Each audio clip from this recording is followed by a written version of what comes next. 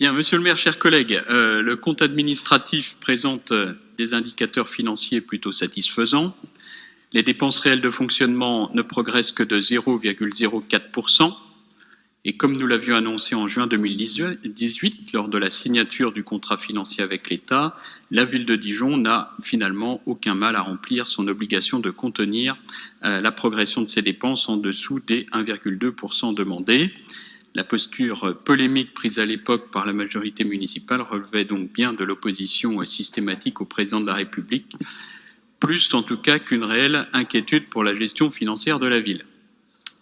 Autre chiffre, les charges de personnel, elles ont diminué de 1,53% en 2018. C'est l'occasion de souligner l'implication des agents de la ville de Dijon et du CCAS dans l'effort de maîtrise des dépenses. S'agissant des recettes fiscales, bien que les taux d'imposition soient restés stables en 2018, le produit de la fiscalité directe progresse de 2,21% grâce à l'évolution des bases, ajoutée à l'augmentation de la dotation globale de fonctionnement après, on le sait, des années de baisse. Cela offre quand même quelques marges de manœuvre à notre collectivité et donc la possibilité de mettre en œuvre sans attendre certaines mesures attendues par les Dijonnais. Enfin, le désendettement de la ville, il se poursuit. L'encours de la dette s'élève à 158,1 millions d'euros contre 167 millions il y a un an. Ce mouvement est évidemment facilité, grandement facilité, par la montée en puissance de la métropole qui porte désormais, vous le savez, les grands chantiers de notre agglomération.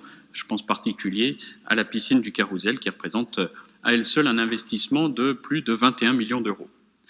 Toutefois, cela porte sur les chiffres, et comme je dis chaque année, il y a le contenu et il y a le contenant. Si la gestion nous semble maîtrisée, il faut aussi considérer les politiques qu'elle permet de mener.